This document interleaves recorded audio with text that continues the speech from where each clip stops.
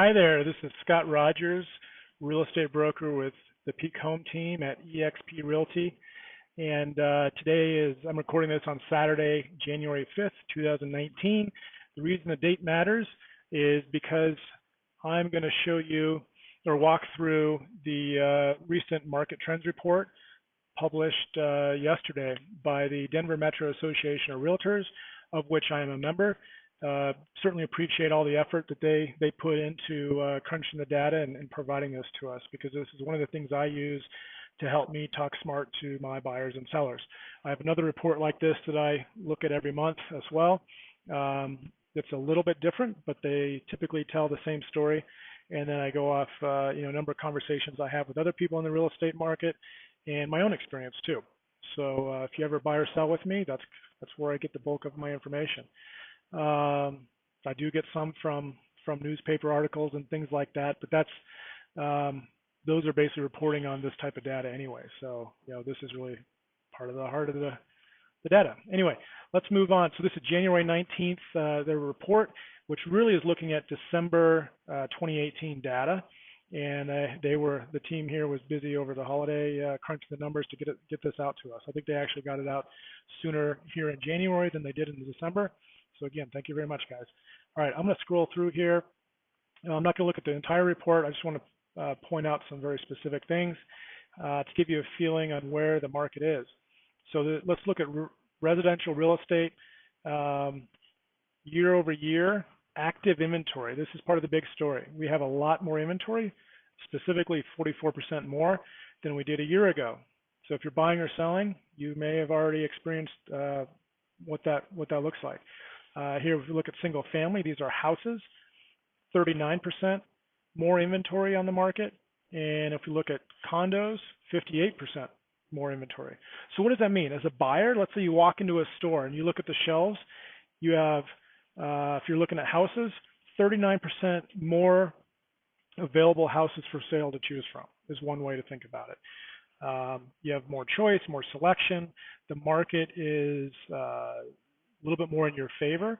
There's a number of factors that go into that, but if we look at days on market, in the past year, we've seen an increase of about 10%. The average sale price went up 4.5%, not as strong as it has been in the future, but still, or in the past few years, but compared to, let's say, a 3%, inflationary type growth rate, we're still above that. So we still are expanding, growing above average. Let's go ahead and scroll down. Now there's a lot of market insights here that you can read through, and I'd encourage you to read all of this if you'd like. I'll make the PDF available, and then you can definitely reach out to me anytime to discuss any of this. But just wanted to look at a few things in here. The move up buyers are on the rise. This is people who own a house or own a home, and they sell it, and then they buy another one, right? And with the idea of moving up into a bigger, at least more expensive home. And with the market normalizing, there's a little bit more comfort. It's easier to do that now than it has been the past few years. So if you're somebody who owns a home and you've been sitting tight because you hear the market's kind of crazy hot, and you don't want to have to compete and all that, you want a little bit more of a normal market, something more comfortable, because you have to sell and buy. And if you have to sell and your offer is contingent on selling that home, you feel like you're not going to be as competitive. I mean, you won't, as somebody who doesn't have that contingency. Well, now is your opportunity. Now is the time to make the move. Interest rates are still historically low. They're higher than they have been, but they're still, quite low historically, very low. And that means your new loan is still going to be at a good price point, your cost of money. While we're on money, let's look down here. FHA increased the conforming loan limit from $453,000 to $484,000. And because the cost of living is higher in the Denver metro area, that limit is around $561,000. So I don't want to get any more specific than this, because I'd really encourage you to talk to a licensed mortgage loan originator, basically a lender, to talk about all your money needs and questions that are very specific to your situation. Everyone's situation is going to be very different. And I know some great lenders that I can refer you to. They're actually listed on my website, but I'd be happy to make a personal introduction for you. Um, let's see what else in here. There's a lot of good stuff, but let's look at this one.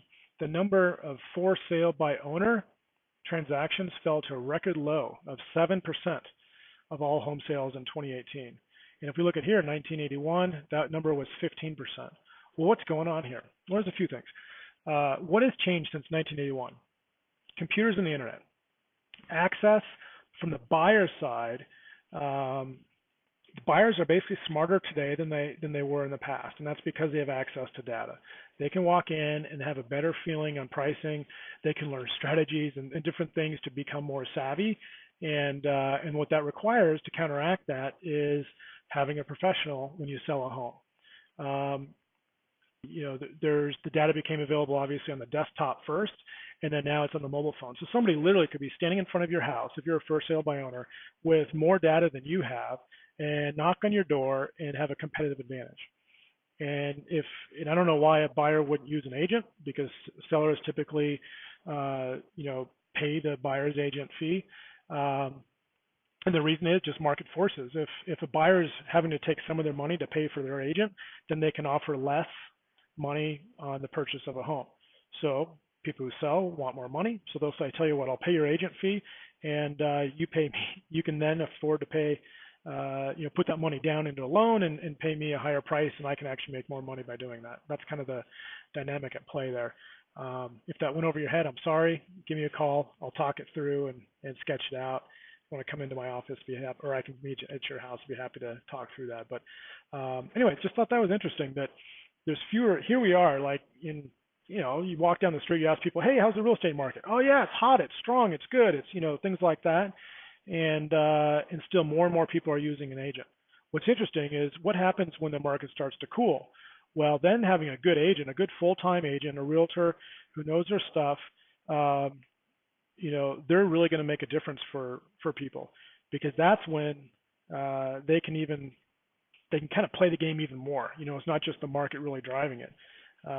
There's savviness on marketing, on negotiation, all these different things, on pricing things right, will really come into play. All right, let's fast forward here, and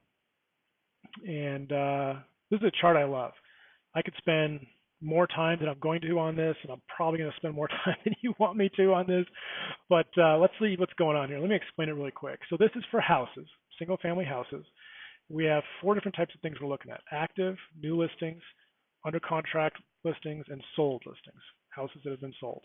And we're starting at December 2017, and we're going to December 2018. So basically 13 months worth, so that we're able to compare December to December. This is really interesting. There's a lot going on here. So let's first look at active listings, and starting at December 2017 and go month to month, right? So January, pretty much the same. February, pretty much the same. Okay, now we have a tick up in March. This is the spring summer season heating up in terms of available inventory. More inventory. Now, once we get to May, lots more to choose from. June, a lot more to choose from. But here, look at July.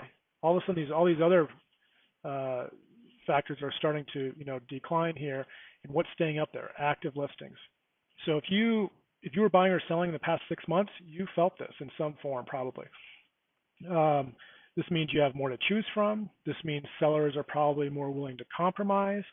And if they're not, then their days on market might be longer. And perhaps you saw some price drops. Let's look at new listings. So here, what's interesting, December and December, of all the blue lines in here, right, we have the fewest number of homes listed coming on the market in December. Well, that's pretty understandable, right? It's cold outside, it's dark outside, and people are doing stuff with family. Maybe they've got the in-laws in town and they don't want to be showing their house and leaving and all this stuff. So fewest new listings coming on. And then January, boom, we jump up here, to be expected. February, a little tick up, and then boom, March, we got a lot of listings coming on. And by the time, June, big month, if you kind of look at this 4,000 number here, from March even all the way through September, and really October is not too much farther, too much below the 4,000 number. we've got a lot of listings coming in the market, and because of that, it depends on how many are then bought up. How many of those listings leave the market? Either people just deciding not to sell, or people buying them, or at least going under contract. And that's why we have so much active inventory over here, is because that. Now let's look at the sold data, right?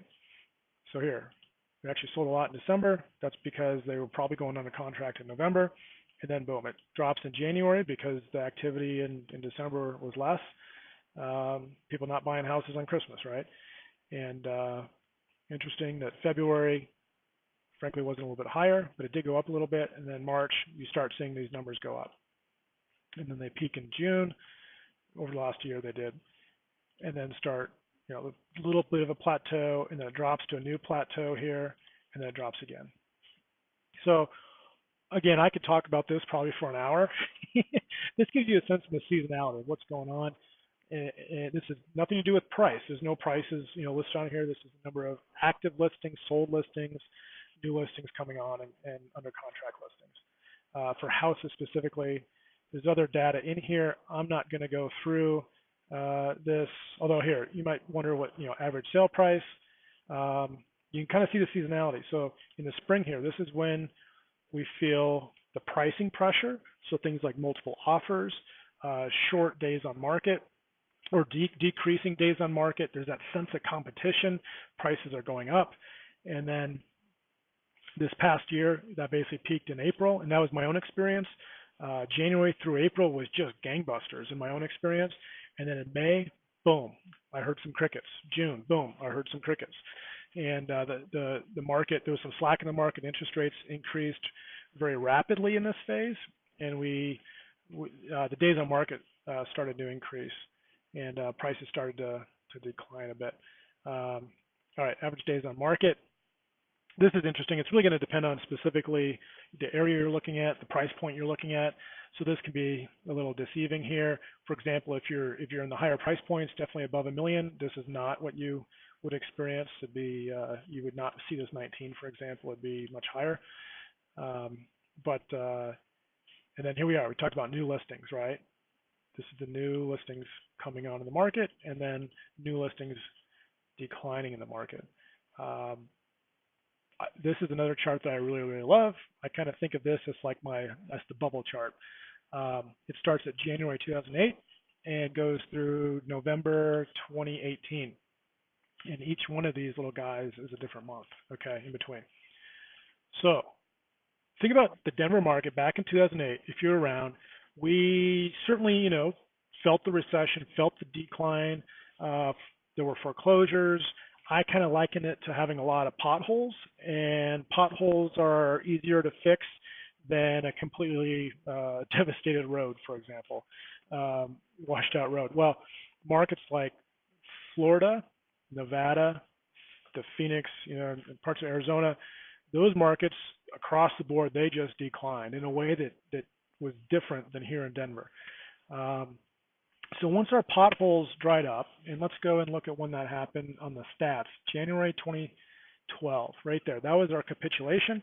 That's when prices started going up. They stopped declining and they started going up. And look at that. That's also when we started getting in this normal rhythm, right? It varies a little bit, but there's kind of this normal rhythm here that we've been in for about the last 5 years. So when people say, hey, Scott, are we in a bubble?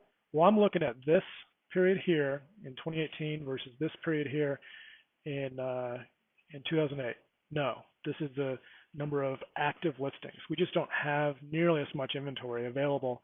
And what's interesting across the board here, the number of sold listings is pretty consistent, right? So every year we sell roughly the same number of homes in comparison to the number of active listings. You can see the seasonality that we just went through on the previous chart. But what we also saw was this growing level of inventory, which is contributing to normalization. I really think this is the federal funds rate being increased, which is kind of like the ocean tide rising and raising all boats. Basically mortgage rates are going up. Cost of money is going up, and that's slowing down the market. It's bringing it back into normal. It's doing exactly what they intended to do. It's cooling it off a little bit so it doesn't overheat. which helps us from not going into bubble territory in the future. So regardless of what you think about that, if you don't like it, it's helping us, stay away from the bubbles, and that's a good thing. I've got some of my own opinions. I'd be happy to banter about with you individually if you want to reach out. But so here we are. Look at this level right here. This is the number of active inventory. This is the most inventory we've had, and technically it's even higher than 2014, since 2013. So we've had, then the last half of this year of 2018, we had more active inventory available than we've had since 2013. And it felt that way. I mean, I felt it in the market. I know other agents did that I talked to as well.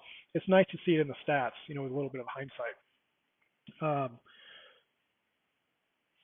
So this really crazy buyer or, strong seller market, buyer frenzy, competitive offers, all of this stuff. Not saying that's not going to continue. I think we'll see that here in the spring. But, the 2015, 16, and 17, those are the years they're going to be, I think, go down in history as really the core of our growth. When we saw 8, 10, type 12% growth year over year, you can't maintain that into the future too long without getting into bubble territory. So this is us coming back in. Let's see here. So I think that's probably pretty good. I'm probably making you dizzy here as I zip through this. There's different price points. If you're $1 million plus, you're in a very different market than somebody who is at say 200,000 to 400,000. Basically under $500,000 and over $1 million are different worlds. This is the geographic area that we have been looking at. Anything outside this area, those home sales do not factor into any of these numbers. Once again, Scott Rogers with eXp Realty. Hope you're having a great day. Hope this was useful. I love feedback, so if you want to, shoot me any feedback you may have on this, or again, I love being a resource, so I'd be happy to answer any specific questions you have based on your own scenario. And that doesn't mean you have to want to buy or sell. It just means you have an interest. If you're kicking around the idea and are trying to figure out how to think about it, I could definitely add some thoughts to that. Also, check out my blog. I've got quite a bit of information there. I like content. I like data. I like information. So I try to make that available for my clients and people who might be curious, like the 7 home seller tips for 2019. You can get that if you want. All right. Have a great day. Once again, Scott Rogers. Phone number is 303-242-8831. Take care. Bye.